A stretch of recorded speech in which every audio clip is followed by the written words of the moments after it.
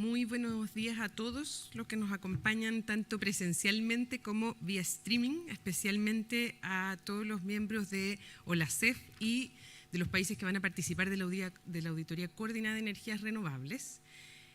Vamos a dar inicio a nuestro tercer y último webinario, parte de estos ciclos destinados a energías renovables, en particular para hablar esta vez de políticas de incentivo y evolución de los costos de fuentes de energía renovable en el sector eléctrico.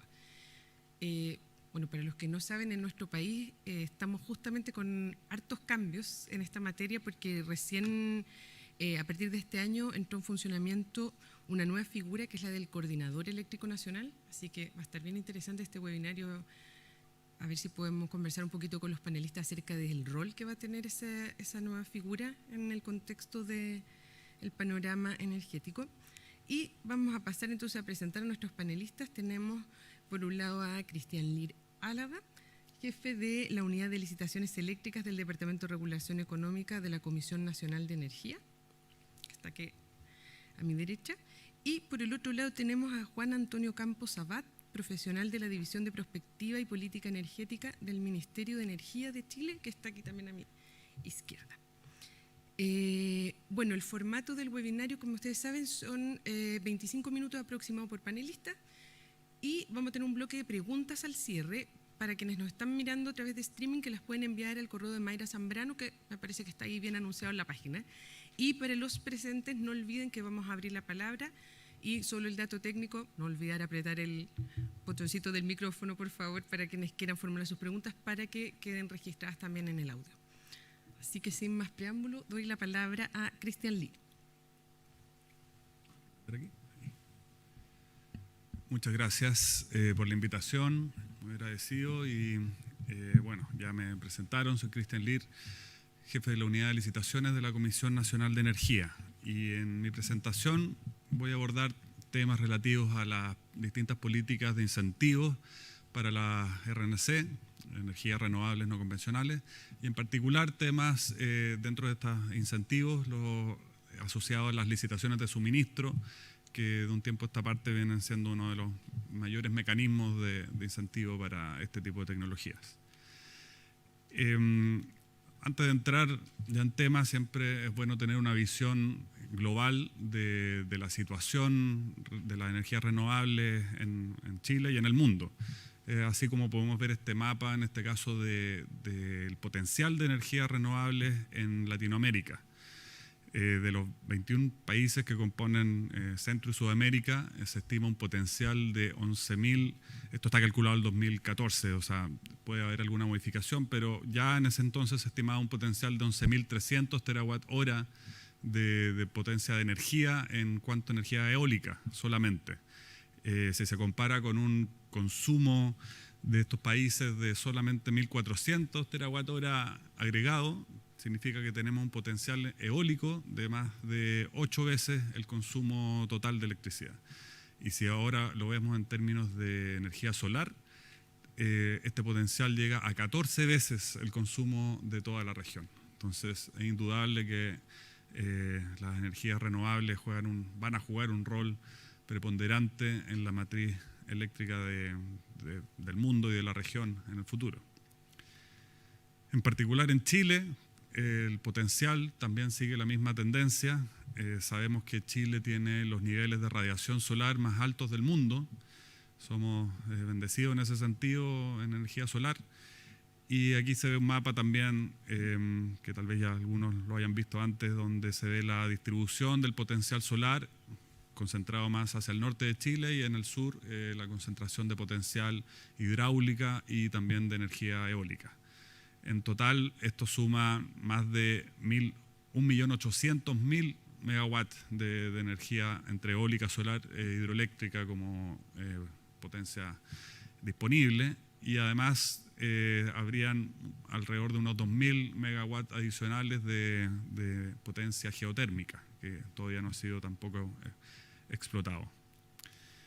Respecto a las políticas de incentivo a las energías renovables no convencionales que se dispone actualmente, y hablando de políticas energéticas con efecto regulatorio concreto, o sea, no solamente palabras de buena crianza ni declaraciones de voluntad, sino que medidas concretas de incentivo, podemos distinguir estas 4 medidas generales que se refieren a la ley de cuotas de energía renovable no convencional. Hay 2 leyes que intervienen ahí para fijar ciertas metas de producción renovable a determinados años, que los voy a ver a continuación. También existe una ley que se llama Net Billing, la cual faculta, ya no de la perspectiva de los generadores, de las empresas generadoras, sino desde la perspectiva de los clientes mismos, clientes residenciales, regulados, pequeñas, medianas empresas, de instalar paneles solares en sus propios techos de las casas, escuelas, hospitales. Y de esta forma generar, mediante energía solar, tener un ahorro y también poder inyectar los excedentes de energía a la red. También está el mecanismo que está actualmente en operación de precio estabilizado, el cual opera sobre pequeños medios de generación de menos de 9 megawatts de capacidad instalada, a los cuales pueden acceder donde su proyecto puede acceder a producir energía y venderla al mercado spot, pero a un precio estabilizado que corresponde al precio de nudo de corto plazo, que es un precio que se calcula en la Comisión Nacional de Energía y se actualiza cada 6 meses. De esta forma puede evitar el riesgo propio del mercado spot, que va al costo marginal y tiene una variación y un riesgo mucho mayor. Y finalmente está el mecanismo de las licitaciones de suministro, que es en este último punto donde me voy a enfocar principalmente en esta presentación, donde a través de estas licitaciones las empresas pueden obtener contratos o PPAs de largo plazo que puede favorecer o ayudar a la instalación de nuevos proyectos de energías renovables no convencionales. Brevemente voy a repasar las consideraciones de la ley de fomento a las energías renovables respecto a las cuotas RNC. El 2008 se pasó una primera ley, 20.257, que establece una meta de generación renovable para todas las empresas que realizan retiros del sistema. Tienen que acreditar un 10% de que su energía retirada proviene de fuentes renovables al 2024. Esa era la meta, 10% de generación renovable al 2024. Vale la pena aclarar qué se entiende por energía renovable no convencional, al menos en Chile. Son las tecnologías habituales que uno conoce, solar, eólica, pero también considera hidroeléctricas y menores a 20 megawatts.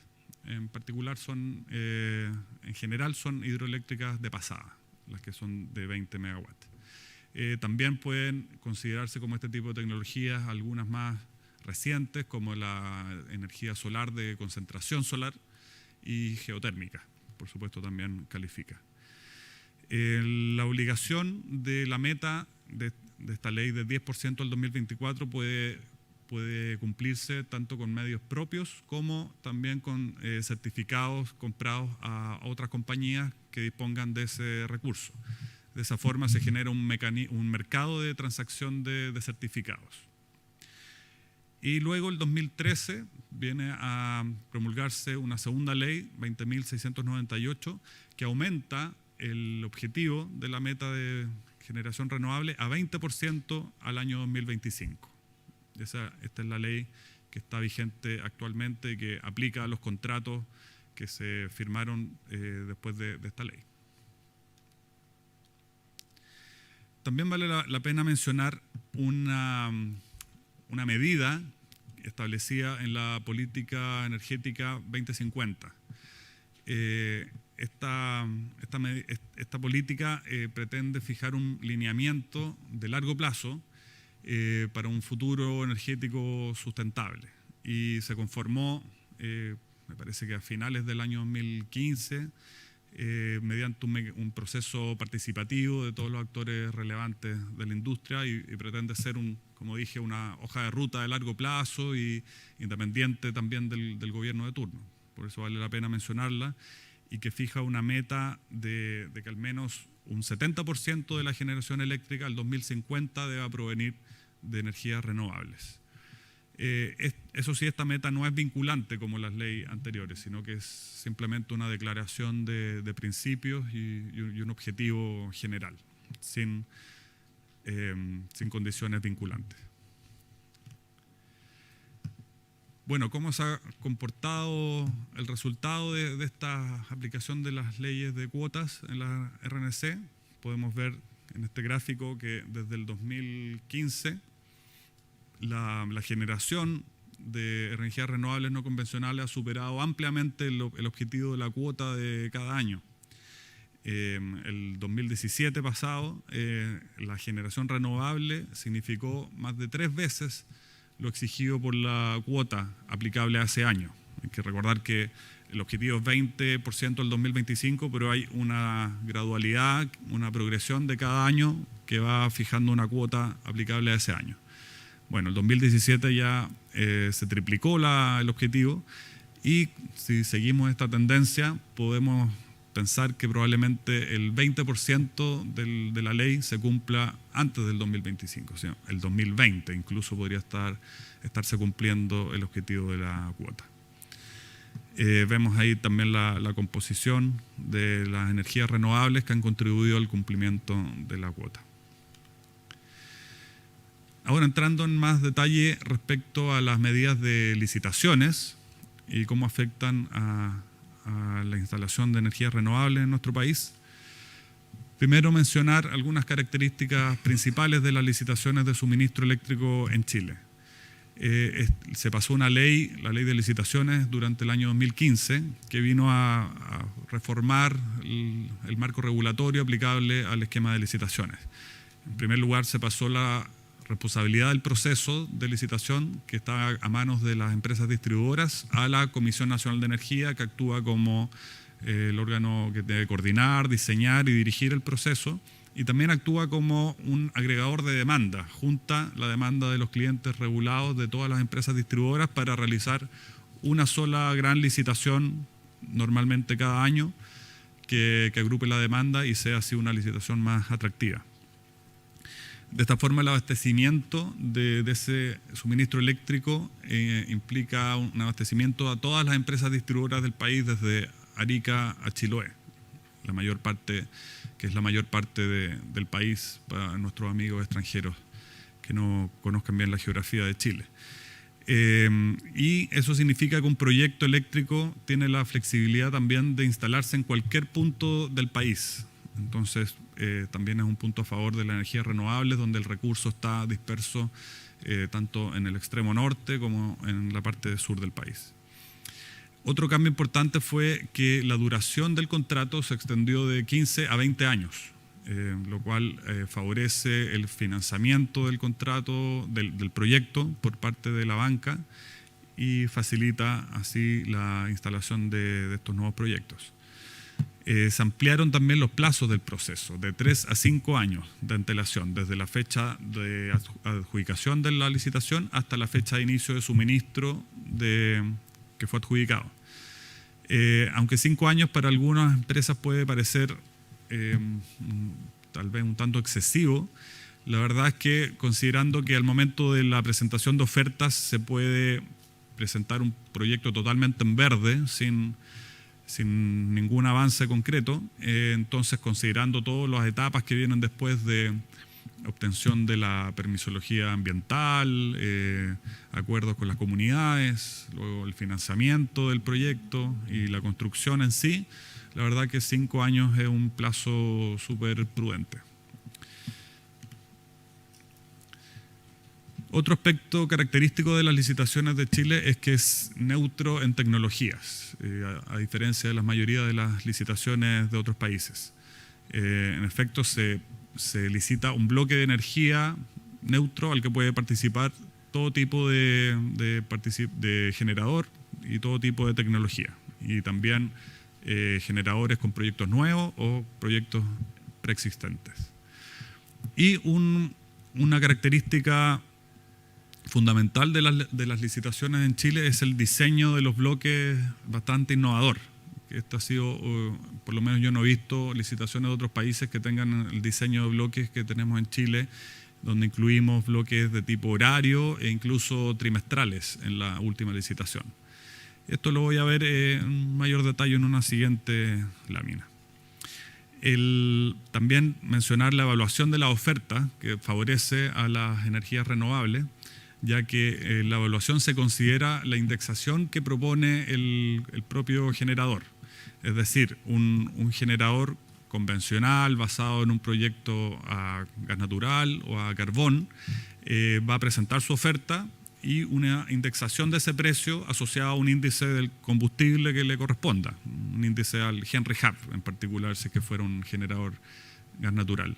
Entonces, al momento de comparar las ofertas, lo que se hace es calcular un valor presente del precio del contrato, considerando una proyección del precio del combustible para calcular cuál sería la curva de crecimiento del precio y se lleva valor presente. Entonces, al comparar ese precio en valor presente versus el precio valor presente de una oferta renovable, donde su indexación va a ser normalmente al CPI, el cual se mantiene al valor presente totalmente plano, va a verse favorecida la oferta renovable frente a una oferta de tipo convencional y por tanto tiene mayor probabilidad de ser adjudicado en la licitación una oferta renovable.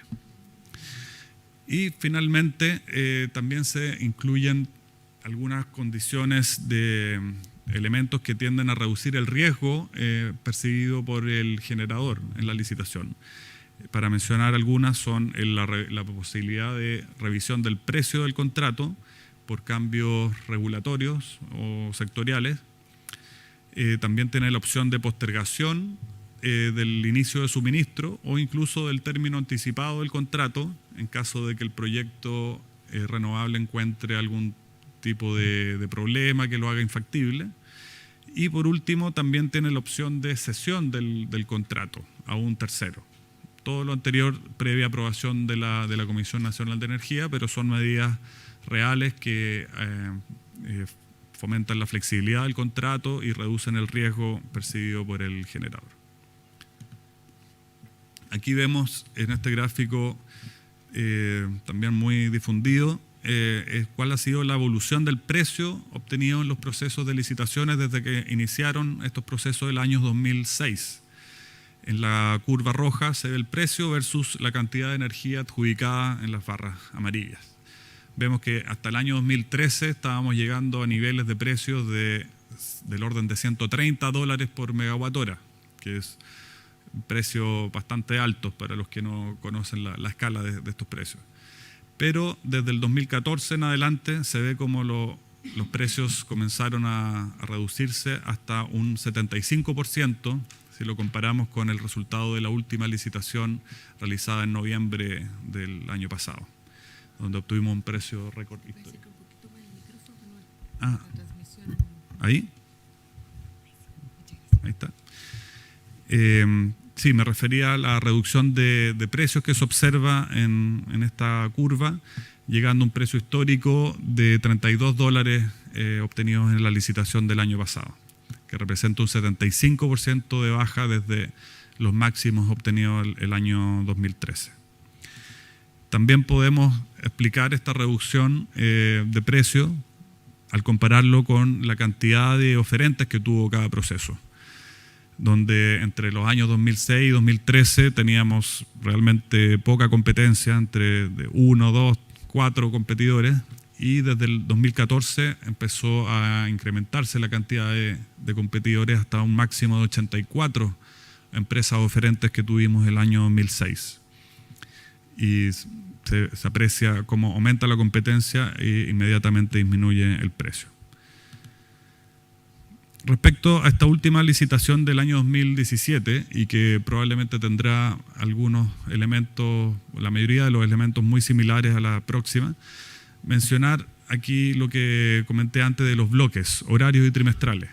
Esta licitación, que fue relativamente pequeña, solamente 2.200 gigawatt-hora de energía licitada, se compuso de 2 bloques, donde uno era un bloque horario dividido en 3 segmentos que cubren los distintos horarios periodos del día, desde las 11 de la noche hasta las 8 de la mañana, 8 de la mañana hasta las 6 de la tarde, y el bloque C de 6 de la tarde hasta las 11 de la noche, que es el horario de horas de punta. Este diseño tiene una ventaja significativa para las energías renovables, dado que se acomoda muy bien a los distintos perfiles de producción que tienen estas tecnologías. En particular, un proyecto solar, donde obviamente produce solamente durante el día, le acomoda mucho la posibilidad de poder realizar una oferta en el bloque B, que es el horario diurno. De lo contrario, tendría que ofertar durante las 24 horas del día y entregar energía durante todas las 24 horas del día, siendo que no estaría produciendo energía durante la noche. Entonces, con este tipo de diseño se reduce significativamente el riesgo de exposición al mercado spot que enfrenta el generador, y también de esta forma puede ofrecer menores precios. El bloque 2 tuvo un diseño de tipo trimestral, donde se segmentó el bloque en 4 segmentos que cubren los trimestres del año, y este bloque tenía el objetivo de apuntar a las empresas más bien de generación hidroeléctrica de pasada, dado que muchos centrales mini hidro producen también de forma estacional, dependiendo de la ubicación y el tipo de flujo que tenga el río donde está ubicado, que puede ser de tipo nival con los deshielos o de tipo pluvial con las lluvias. Entonces ahí también puede acomodarse a apuntar al segmento de trimestre que más sea compatible con su perfil de producción. A su vez, estos bloques están subdivididos en muchos pequeños subbloques. De esta forma, la oferta mínima que puede realizar un oferente es bastante pequeña y permite la participación de proyectos de distinta naturaleza y de distinto tamaño. En los resultados que observamos de esta última licitación, tenemos en este gráfico de torta la totalidad de la energía ofertada, que llegó a 22.600 gigawatts en esta última licitación, siendo que lo licitado fue 2.200, es decir, recibimos 10 veces más oferta que la energía licitada. Y en la composición de la oferta vemos que solo el 27% de la oferta correspondió a energías renovables, pero en la adjudicación fue 46% adjudicada a energías renovables. Es decir, proporcionalmente fueron mucho más exitosas las energías renovables que las energías convencionales. En particular, podemos ver algunos casos como el solar, que representó el 6% de la oferta de esta última licitación. Sin embargo, se adjudicó el 16% de la energía licitada. Y algunas ofertas que eran mixtas, una composición solar y eólica, representando solamente el 3% de la energía ofertada. Sin embargo, se adjudica un cuarto de toda la licitación. Y ahí se ve el potencial, la competitividad que tienen este tipo de energías, que proporcionalmente, aunque son proyectos menores, pero proporcionalmente son más competitivos y son capaces de adjudicarse en mayor medida una licitación que es totalmente abierta y competitiva con otras tecnologías. No se presentaron ofertas tampoco de carbón ni diésel, lo que da cuenta de la tendencia de este tipo de tecnologías convencionales en el futuro. Aquí, en este gráfico, podemos ver un detalle mayor de las ofertas recibidas por empresa. Cada burbuja representa la oferta de una empresa, agrupada por tecnología, y en vertical está el nivel de precio ofertado. Y aquí vemos que, ordenándolos por precio medio, también se ve que la oferta solar eólica y la solar pura, junto con la eólica, son las ofertas más económicas. También en gris al medio se ve la oferta del mix existente, que también, por supuesto, es capaz de hacer una oferta económica porque son empresas que tienen ya sus centrales instaladas, un costo hundido, y tienen capacidad disponible para ofertar sin incurrir en costos de inversión. En rojo se ve marcado en el borde rojo las empresas que fueron adjudicadas. Y aquí vale la pena revisar algunos detalles, por ejemplo, en las burbujas amarillas se observa que hay una dispersión verticalmente de precio, y eso da cuenta de la dispersión de los proyectos también en términos geográficos, donde se ubican entre los proyectos solares entre la primera y sexta región. Y en el caso verde estamos con las ofertas de tecnología eólica, que también presentan una alta dispersión, explicada también por la distribución de los proyectos entre la tercera y quinta y décima región del país. Eso muestra que los proyectos solares y eólicos tienen la capacidad de instalarse en distintas zonas del país, no tampoco focalizado en una sola región. Y vale la pena también destacar la oferta del caso solar de concentración solar de potencia, que es la burbuja naranja al medio, la empresa Solar Reserve, que logró una oferta bastante competitiva, sorprendentemente competitiva, de menos de $50, creo que fue $48, lo cual es muy competitiva para esa tecnología, que recordar que concentración solar de potencia significa una tecnología que genera en base al sol, pero que a diferencia de la solar normal es capaz de producir las 24 horas del día. Entonces es una energía solar base, a diferencia de las energías renovables variables que comúnmente se maneja de solar y eólica. Aquí vemos también un gráfico ordenado de precio medio por tecnología. En azul es la energía y los precios ofertados versus en naranjo los precios y las cantidades de energía adjudicados. En particular hay un caso interesante de solar donde el precio medio adjudicado es mayor que el precio medio ofertado. Y eso se explica porque se adjudicaron ofertas solares, pero en formato 24 horas, que tenían un precio mayor que las ofertas solares que se enfocaban solamente en el segmento diurno, que vimos anteriormente en los segmentos horarios.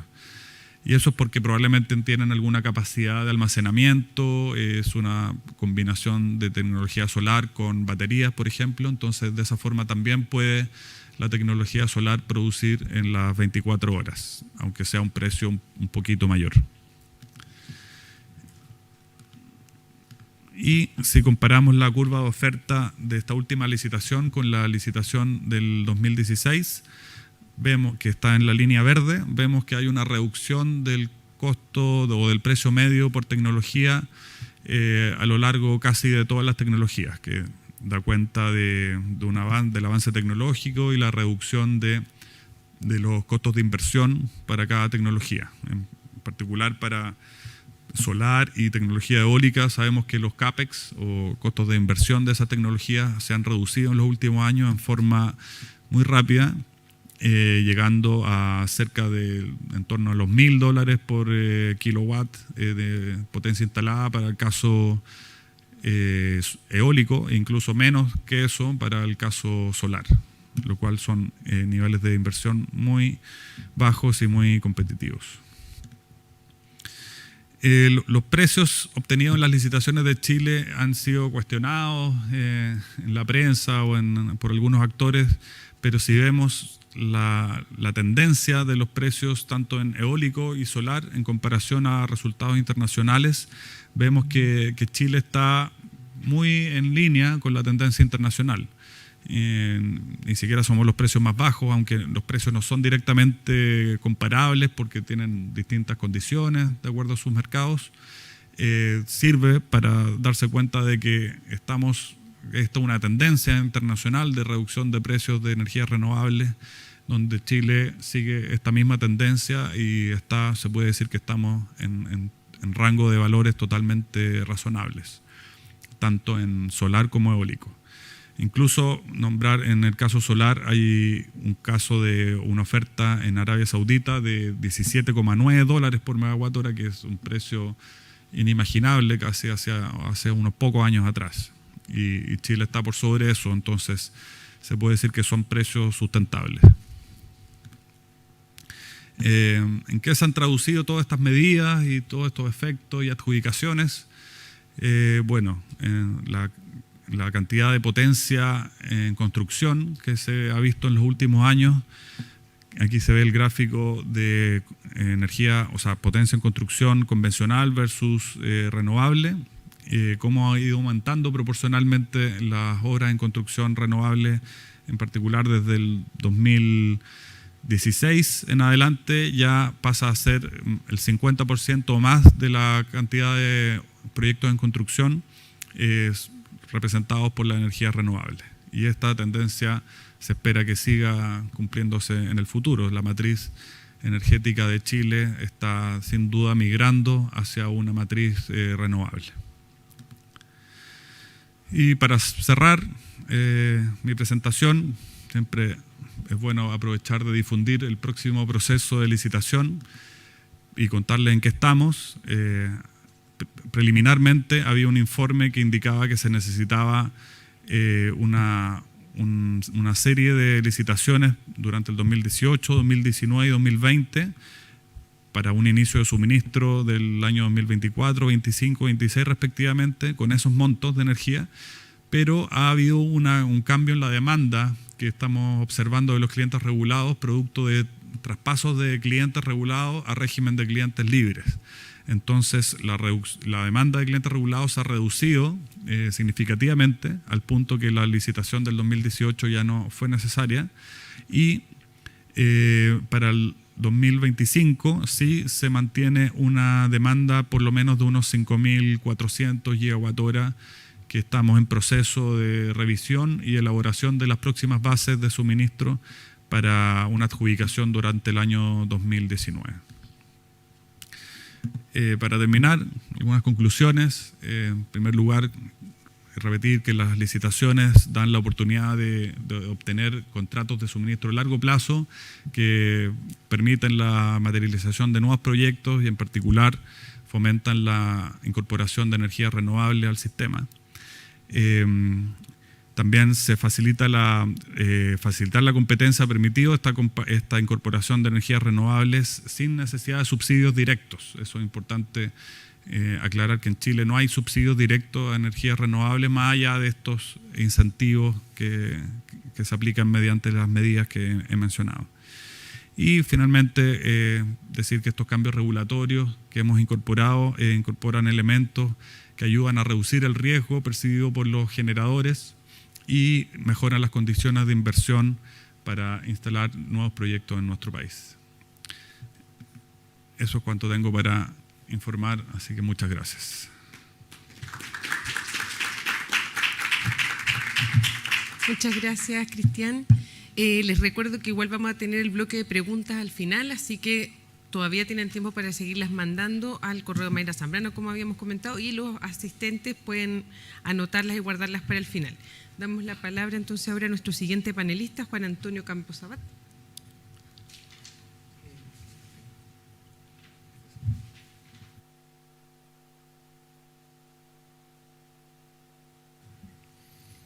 Hola, muy buenas tardes. Mi nombre es Juan Antonio Campos Abad y soy profesional de la División de Prospectiva y Política Energética del Ministerio de Energía.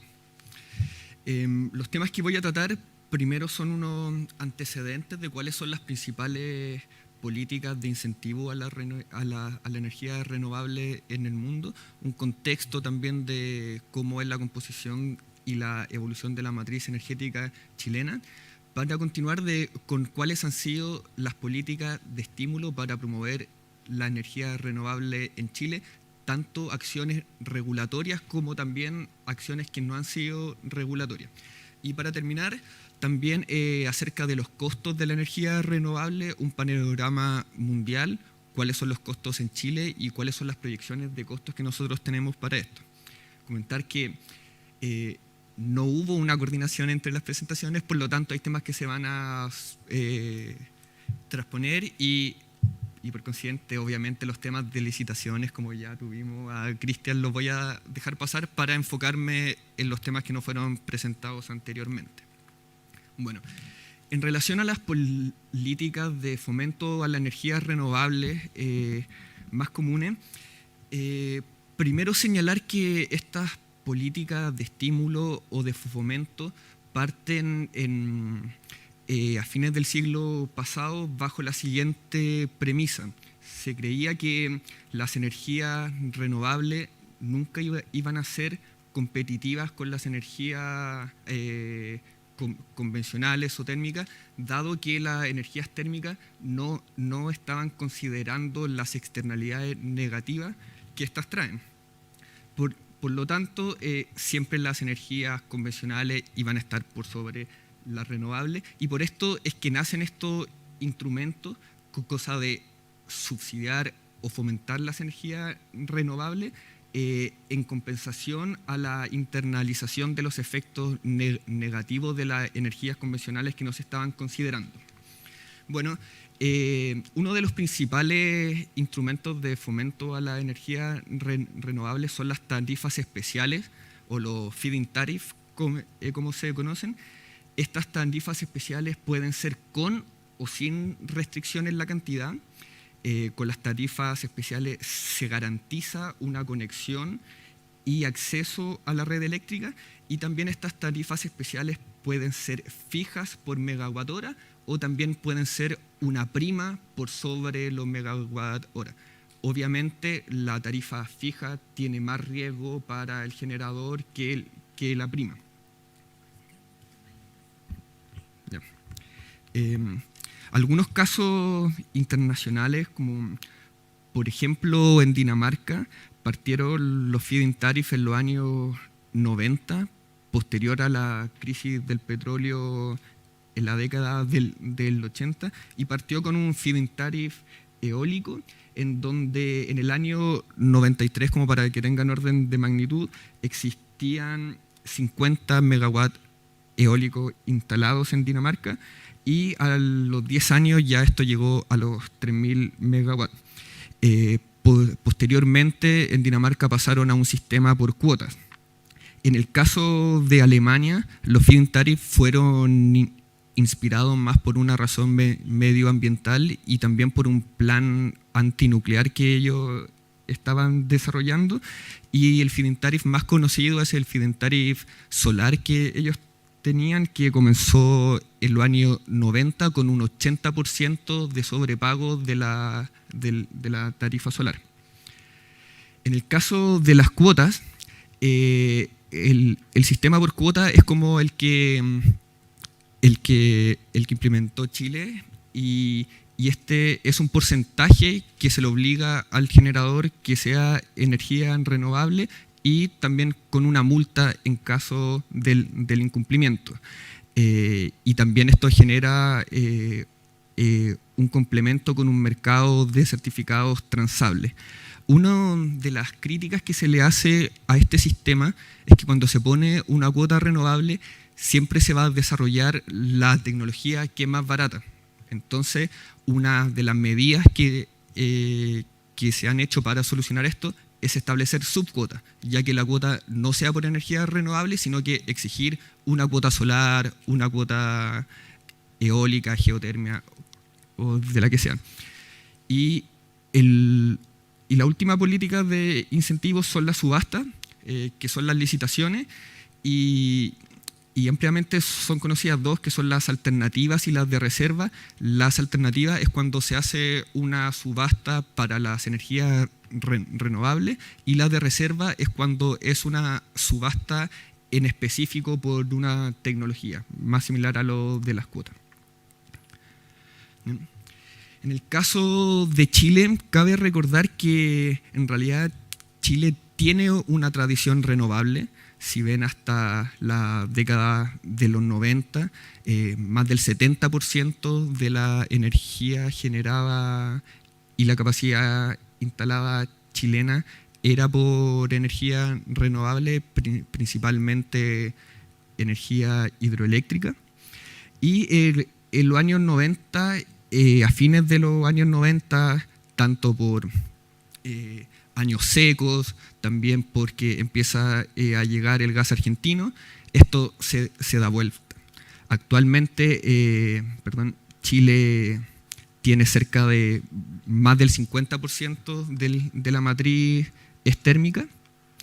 Y si vemos, por ejemplo, en el año 2004, El año 2004, como ven, más del 50% era una matriz térmica, era un mercado pequeño, el potencial renovable no estaba desarrollado, siendo que en el mundo ya se estaban consolidando estas tecnologías y había que buscar una forma de ver cuál es la competitividad de estas energías y se creía que Chile tenía todo el potencial para poder desarrollarla.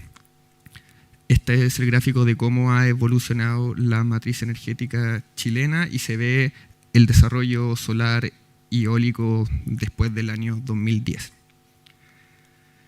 Bueno, como les mencioné anteriormente, vamos a hacer un breve repaso de cuáles han sido las políticas regulatorias y las no regulatorias. Esta es una línea de tiempo que muestra los principales cambios regulatorios que se han hecho en el país. Por ejemplo, la ley 19.940, que ya se mencionó anteriormente, que es que le otorga el derecho a la distribución de los proyectos menores a 90 megas, y posteriormente por su reglamento el 244. También se ven abajo la ley 20.257 y la 20.698, que son las cuotas RNC, que se aumentan del 10% al 20%. También el año ya 2015, la ley que modifica las licitaciones de suministro eléctrico, y el 2016 la nueva ley de transmisión, que tiene hartos puntos que van en pos del desarrollo de las energías renovables. Podemos ver que existen tanto normas generales para todas las tecnologías como también normas específicas para el fomento a las RNC. Así que ahora me voy a detener en algunas y me voy a saltar las de las licitaciones.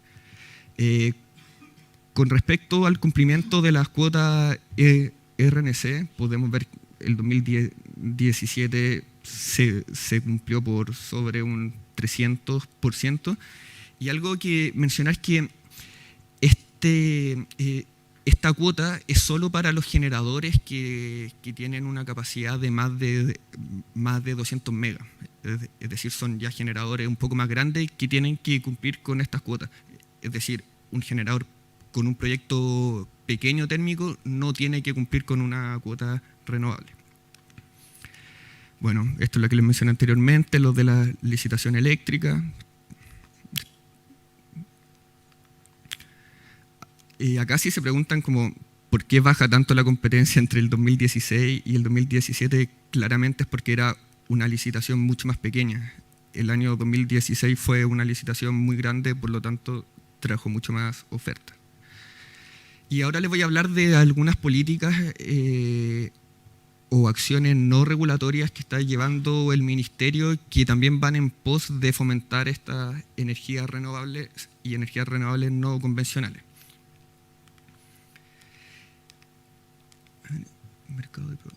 Aquí.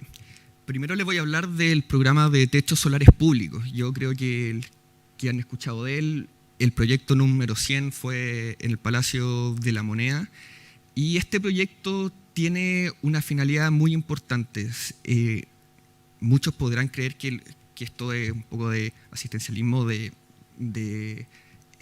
solo construir proyectos renovables, pero el espíritu del programa Techos Solares Públicos es el desarrollo de un mercado de proveedores, más que la mera construcción de los proyectos.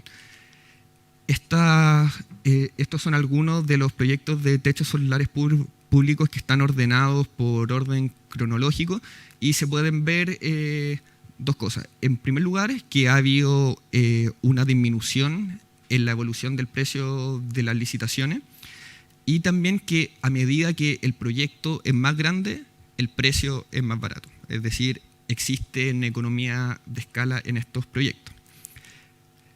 Y esto es lo que les mencionaba con el desarrollo de mercados de proveedores.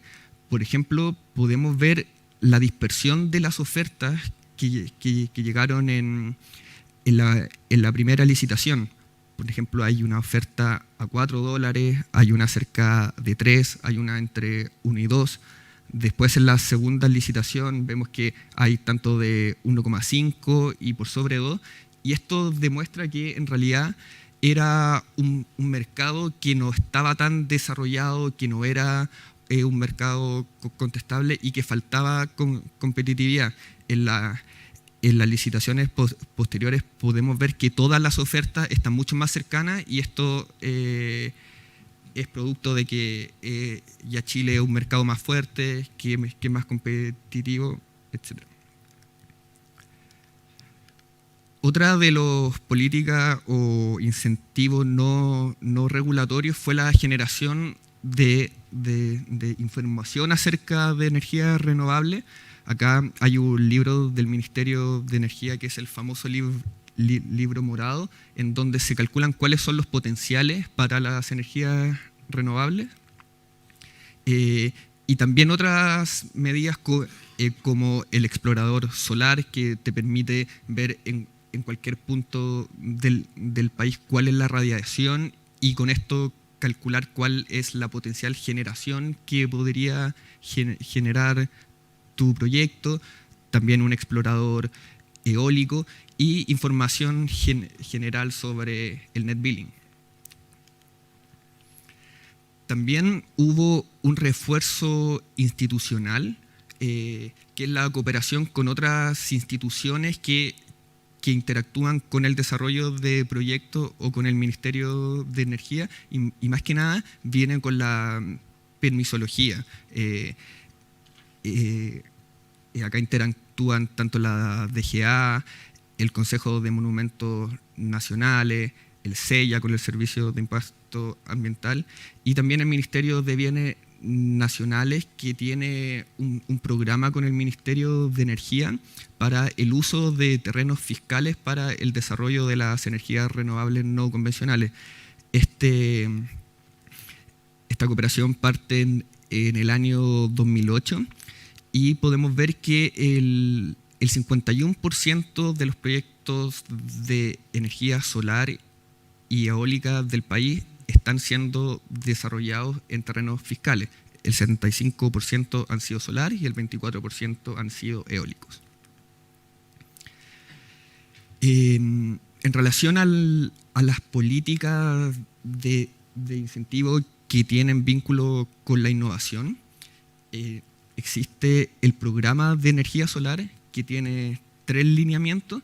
Uno es el desarrollo tecnológico, que el proyecto más destacado que se lo adjudicó el CERN, que es una cooperación entre varias universidades del país, que busca desarrollar un panel solar para Chile que esté acorde a las condiciones del desierto. Uno de los problemas que han tenido los proyectos solares es que no se sabe en realidad si los paneles que están desarrollados en China van a poder tener su vida útil, que se les promete, de 20 años en las condiciones del desierto.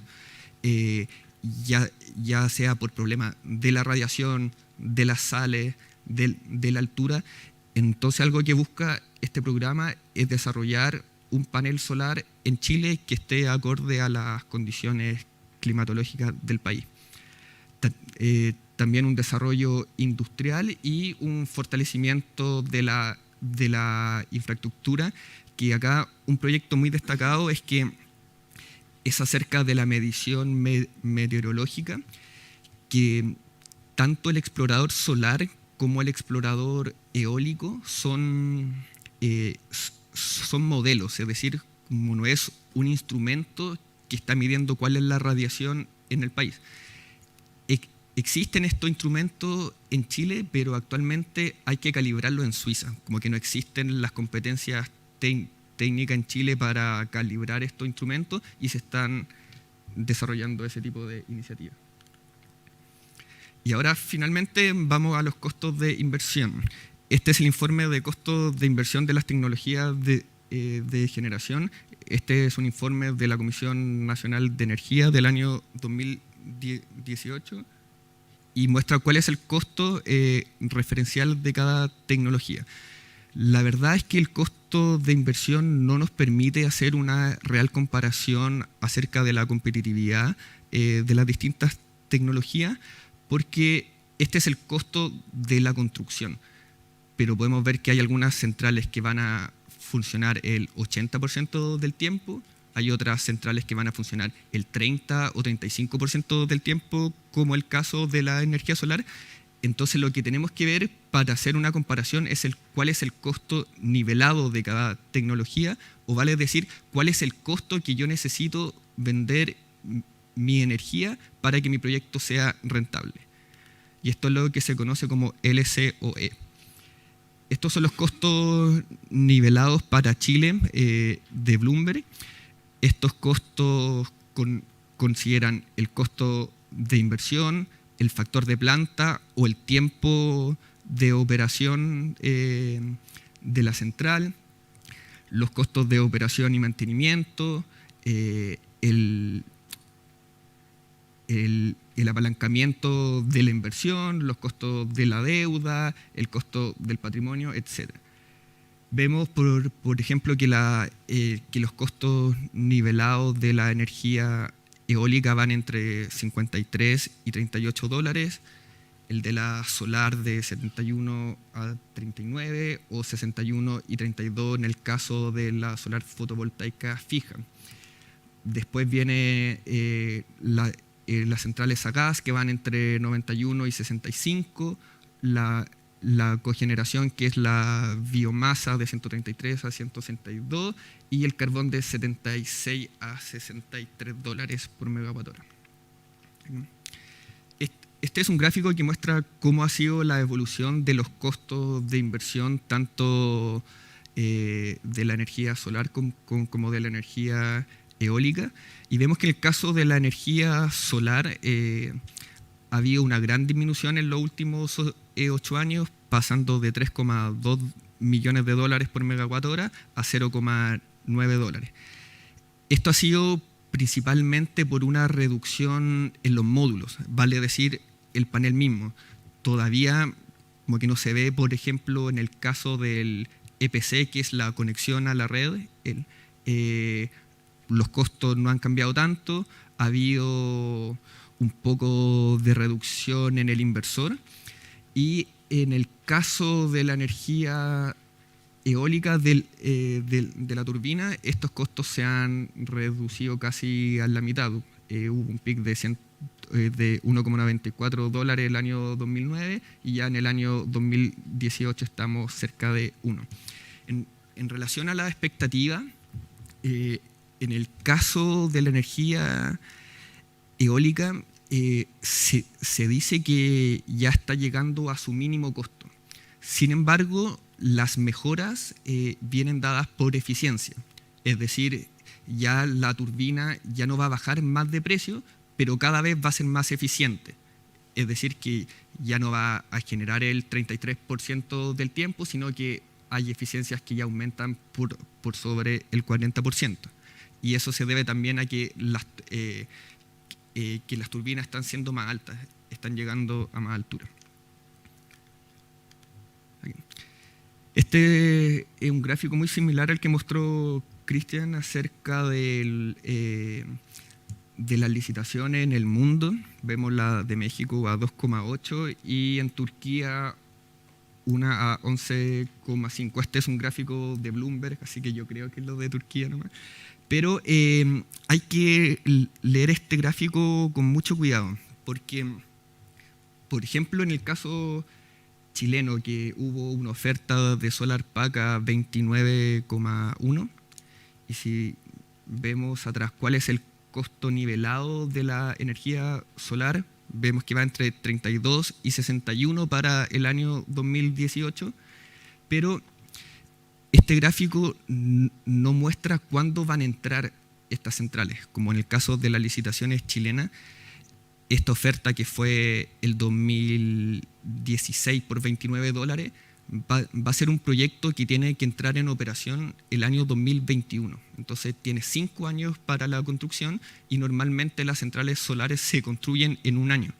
Entonces no necesariamente el costo del año 2015 va a ser al que él está apostando en su propuesta, sino que en esa oferta de $29 él está esperando que la tecnología va a bajar el 2020 y que va a poder llegar a ese precio. Y contarles por último que en el Ministerio de Energía, producto de la ley de transmisión, se incluye el cálculo de los polos de desarrollo, de ver cuáles son los polos de desarrollo de energías renovables para guiar la transmisión eléctrica y permitir el desarrollo de estos proyectos. Y para estas modelaciones de la planificación energética de largo plazo, tuvimos que proyectar cuáles van a ser los costos de inversión de las distintas tecnologías. Para esto usamos información de muchos informes internacionales, de Bloomberg, de NREL, de la Comisión Nacional de Energía, de la mesa RNC, Sanchot, etc. Y nuestra metodología consistía principalmente en primer lugar, homologar cuál es la tecnología que vamos a modelar. Porque muchas veces en distintos informes nos encontramos con un costo de inversión, pero que difieren, como por ejemplo en el caso de la solar, el eje puede ser fijo, el eje puede ser móvil, o en el de la solar de concentración, algunas son con un almacenamiento de 10 horas, algunas son con un almacenamiento de 8 horas.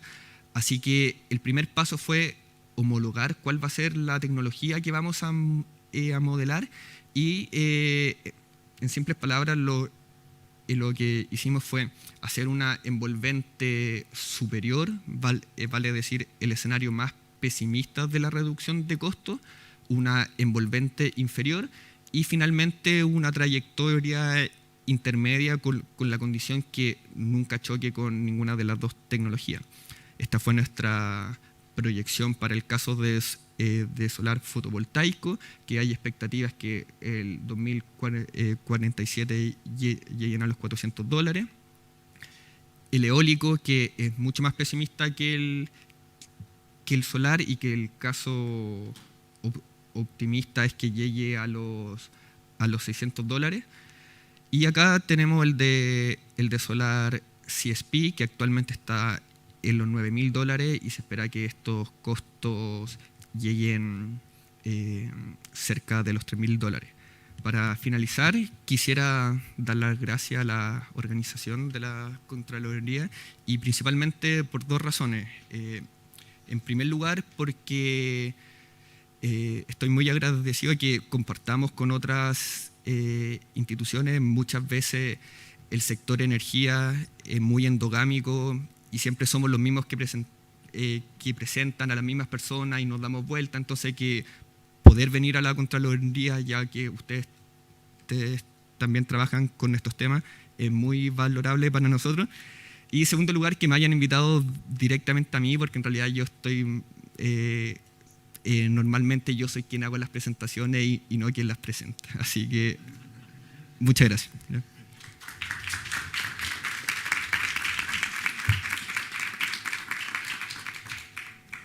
Muchísimas gracias a ti, Juan Antonio. Y vamos a partir con nuestra sección de preguntas y justamente voy a aprovechar de partir con las tuyas. Vamos a hacer un refundido, así que tenemos unas preguntas muy interesantes desde Guatemala relacionadas con los costos, que era lo último que mencionas en tu presentación, y le vamos a hacer una adaptación, eso sí, a una, porque nos dicen aquí: observé que Chile tiene un plan de país para lograr que la mayoría de la producción de energía eléctrica sea vía fuentes renovables. Entonces la pregunta es: ¿cómo ha sobrevivido Chile a las políticas o acciones antidumping que los productores de petróleo hacen para reducir las iniciativas verdes de producción de energía eléctrica? Y aquí la única adaptación es que si bien nosotros no tenemos productores de petróleo, aún tenemos algunos usuarios. Todavía queda un número considerable de termoeléctricas que funcionan a petcoke, que dicho en términos simples es un mix de carbón y petróleo, y las clásicas termoeléctricas de carbón. Entonces la vamos a adaptar a nuestra realidad de las termo y juntarla con esta que quizás ojalá ayude con la respuesta también, y que es en relación a los costos, y que dice: con relación al costo de producción de energía eléctrica con combustibles fósiles, cómo está el costo de producción de energía eléctrica con fuentes de energía renovable y con fuentes de energía renovables no convencionales. O sea, la comparación un poco en términos si resulta rentable o no, que era lo que nos contaba hace un momento. Bueno, en relación a la primera pregunta sobre el plan que tiene Chile, como lo vimos anteriormente, en el caso de las licitaciones, por ejemplo, Chile tiene neutralidad tecnológica. Y por otro lado, todas las políticas de Chile, más que darle un privilegio a las energías renovables como podría ser un feed-in tariff, ha sido emparejar la cancha. Es decir, como está bien que las solares vayan en un bloque solar y que no estén compitiendo en la noche. Entonces, el desarrollo que tiene Chile en cuanto a la energía renovable es por competitividad. Es decir, si las energías renovables han tenido un boom estos últimos años, es porque efectivamente están siendo más competitivas que las térmicas, y no es que el país está subvencionando estas tecnologías o está poniendo algún tipo de mecanismo para que este sea el desarrollo que tenga el país. Y por último, sí yo creo que las tarifas especiales, los feed-in tariff, tuvieron una gran importancia, porque yo creo que gracias a los feed-in tariff que se hicieron en Alemania, que se hicieron en España, en Dinamarca, se desarrolló un mercado que no existía, surgieron los proveedores, y Chile en ese sentido fue como free rider de los costos que tuvieron que pagar otros países. Pero podemos ver que ya todos estos países están quitando su feed-in tariff porque se están dando cuenta que las energías renovables son más competitivas en muchas ocasiones que las energías térmicas. Y por último, en relación a los costos de inversión de las energías fósiles, en el caso de las energías, por ejemplo, solar y eólica, es una tecnología en la que somos mucho más tomadores de precio. Es decir, gran parte de los costos de la inversión es infraestructura que es exportada. Pero, por ejemplo, en el caso de la hidroeléctrica, existe mucha obra civil. Como podrán pensar que construir un embalse requiere a muchas personas, que también es un lugar de difícil acceso. Entonces, los costos internacionales de las hidro no son tan homologables para el caso chileno, y es necesario cada proyecto evaluarlo en relación a dónde está ubicado, si es de difícil o fácil acceso y sus características particulares. Por otro lado, en el caso de los costos de inversión de las energías fósiles, estas son tecnologías que son muy viejas. En realidad no es mucho lo que han cambiado, el desarrollo tecnológico es muy chico, entonces en el futuro se espera que los costos de inversión de las tecnologías fósiles o se mantengan constantes o vengan dados por la volatilidad de los combustibles, como por los precios internacionales. Por otro lado, las energías renovables, tanto la solar como la eólica, se espera que sigan bajando. Y ahora el desafío, más que la competitividad de las energías renovables, vienen por el almacenamiento, vienen por la flexibilidad que le puedan otorgar estas energías al sistema. Y por el momento, dado que todavía no existen costos competitivos para el desarrollo de batería, por los próximos años seguramente el mix va a seguir siendo un complemento entre energía térmica y energía renovable. Muchas gracias, Juan Antonio. Sobre justo tu última frase, teníamos también desde Guatemala una pregunta para Cristian que decía qué se refiere con mix existente. Sí, cuando mencioné mix existente en alguna de los gráficos se refiere a la energía proveniente de algunos de los actores, de los incumbentes en el mercado eléctrico de Chile. En el pasado, antes del 2015, básicamente el mercado está constituido por un oligopolio de unas pocas empresas principales, Enel Generación en particular, Gener, Colbún. Entonces, el mix existente se refiere a ofertas provenientes de algunos de estos actores que se basa en proyectos que ya están construidos, de distintas tecnologías, de alguna combinación de distintas tecnologías, pero existentes, opuesto a las ofertas que vengan de proyectos de empresas nuevas, con proyectos renovables que todavía tienen que ser desarrollados. A eso se refiere la diferencia de mix existente. Muchas gracias. Y tenemos también aquí otras preguntas desde la FS de México y que también se relaciona con otra que nos hicieron los colegas desde Guatemala, entonces las voy a tratar de juntar porque tienen que ver con las externalidades ambientales de la energía solar. Entonces, ¿cuál es la pregunta? La primera era, ¿Chile o sus ministerios de energía o ambiente, ya que les hago la pregunta a los dos, tienen previstos qué hacer con los paneles solares o acumuladores de energía, etcétera, que se emplean en la generación eléctrica renovable cuando terminan su vida útil? Es decir, si van a ser considerados, por ejemplo, desechos sólidos. Y sobre ese mismo punto, preguntaban desde México si es que en la estimación de los costos que mencionamos con Antonio se consideran esas externalidades asociadas a materias medioambientales.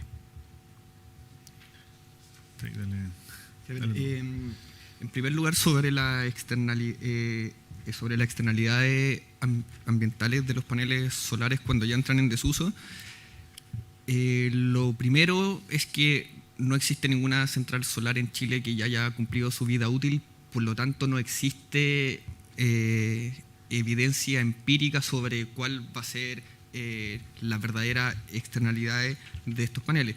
Sin embargo, el programa que mencioné anteriormente, el programa solar, tiene un lineamiento de investigación sobre cuáles son las externalidades de estos paneles.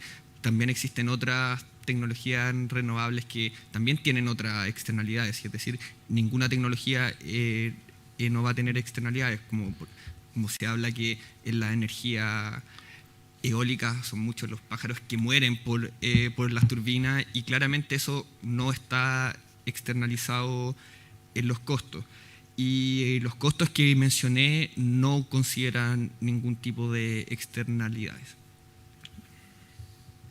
Gracias. Cristian, si quisieras comentar algo respecto de la pregunta sobre energía solar. No, la verdad no tengo más allá que agregar a lo que ya comentó Juan Antonio. Bien, muchas gracias. Sobre las licitaciones nos preguntaban también desde Brasil, desde el TCU de Brasil, si es que Chile ya ha hecho licitaciones o subastas de eficiencia, es decir, para la contratación de medidas para economía de energía. Aquí me imagino que se refiere a licitaciones de eficiencia energética. No tenemos contemplado licitaciones propiamente tal de eficiencia energética. No tengo claro cómo lo aplicarán allá en Brasil.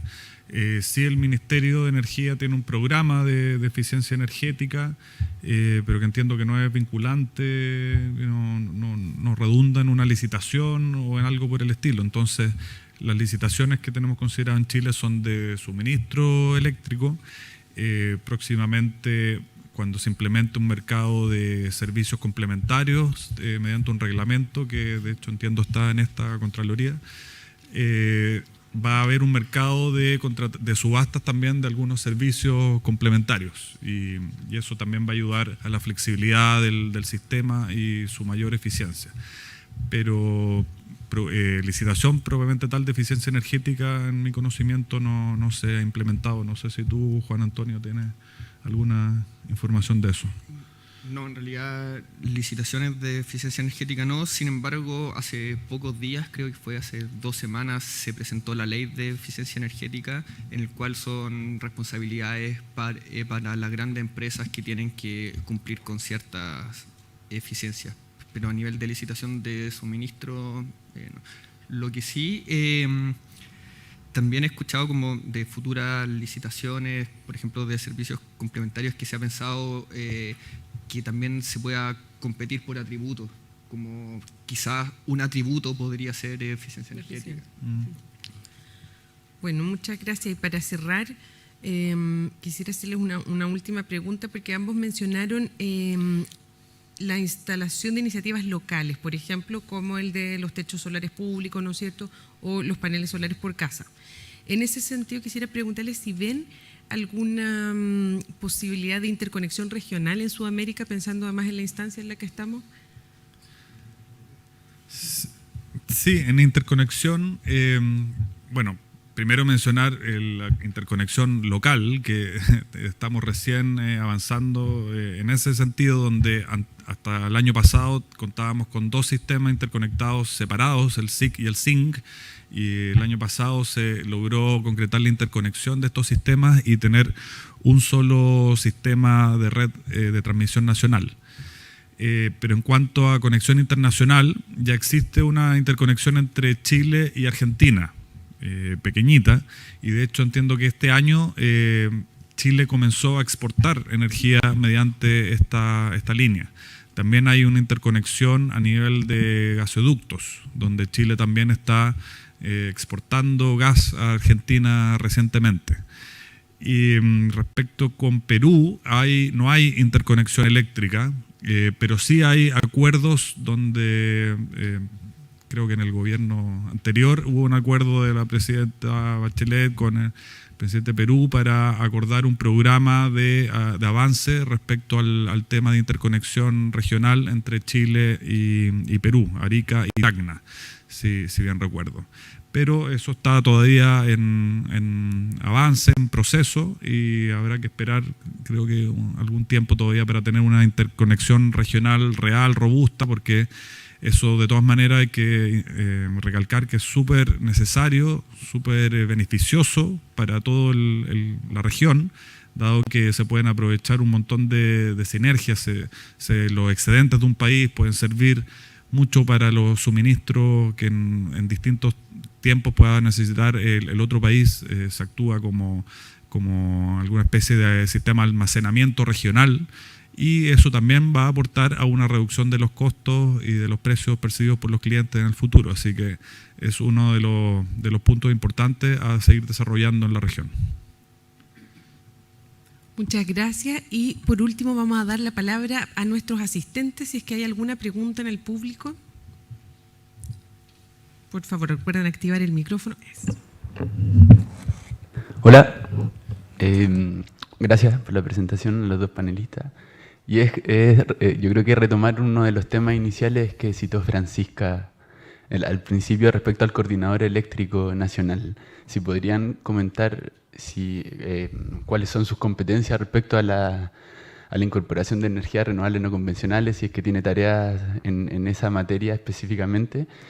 Y también me imagino que sería interesante si podrían complementar, sobre todo para los colegas en otros países, si esa figura existe en otros países, de dónde se saca la experiencia y en qué aporta a nivel nacional, y complementando ahí el panorama a nivel regional, a ver si esa figura existe.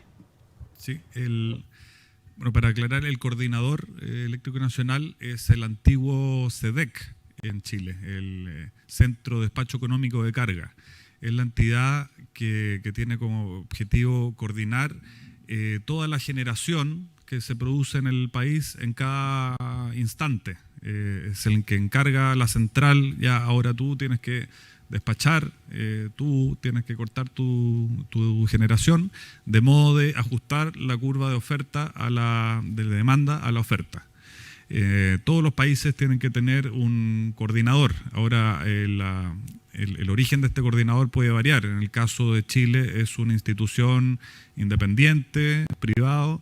En otros países normalmente puede ser ejecutado por el Estado, ser un organismo público, pero en todos los casos tiene que haber un ente que se encargue justamente de realizar un ordenamiento de la orden de mérito de las distintas centrales y ordenar la producción del sistema. La innovación que se produjo recientemente respecto al coordinador es que, como mencioné anteriormente, 2 sistemas eléctricos separados, teníamos 2 coordinadores también separados, el SEDEC SINC y el SEDEC SIC. Y lo que se hizo fue unificar en un solo gran ente, que se cambió el nombre ahora simplemente como coordinador, que tiene el mismo rol y las mismas responsabilidades que antes en cuanto a coordinar el despacho de la forma más económica posible de las distintas centrales. Se le otorgan algunos roles adicionales, va a tener también un rol en el tema de los servicios complementarios, por ejemplo, pero no tiene un rol en cuanto a definir los costos de las energías renovables no convencionales, ni al orden en que éstas deben entrar al sistema. Dado que eso está en Chile, está definido netamente por un orden de mérito de acuerdo a los costos variables declarados por cada operador. Eso, no sé si tiene algo que agregar. Muchas gracias. ¿Alguna otra pregunta? Hola, buenas tardes. Acá de la Unidad de Medio Ambiente, una pregunta a Juan Antonio. Tú mencionaste sobre algunos refuerzos institucionales que se hicieron en el Ministerio de Energía y distintas instancias de coordinación con agencias internas o chilenas. Quería saber si existía algún avance o alguna experiencia del Ministerio de Energía en relación con otros países de la región, alguna instancia de coordinación, alguna agenda en común, algún trabajo que se haya realizado con otros países de América Latina y el Caribe, también considerando que se tiene características similares en cuanto a al potencial elevado que se tiene en la región en cuanto a energías renovables. Eso. Chile es parte de OLADE, que es una organización, si no me equivoco, es sudamericana, en donde hay algunos lineamientos generales en donde se plantean cuáles son las futuras interconexiones. Esa es la instancia en donde se reúnen todos los países para hablar acerca de la energía y el desarrollo energético. También existen otros como instituciones binacionales, como está UNASUR, si no me equivoco, en donde en ese conglomerado de países es justamente donde se está tratando la interconexión con Perú.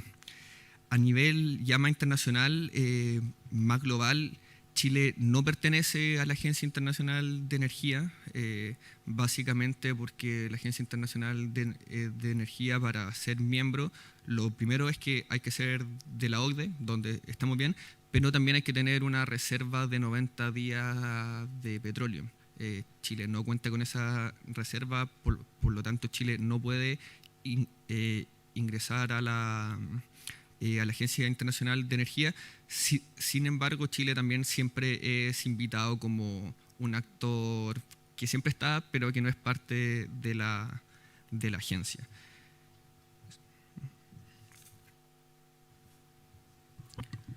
Bueno, damos las gracias a todos los participantes, tanto presenciales como vía streaming, por sus preguntas, por su atención, y sobre todo las gracias a nuestros panelistas, Juan Antonio y Cristian. Muchas gracias por haber venido. Y con esto cerramos el último del ciclo de webinarios sobre energías renovables.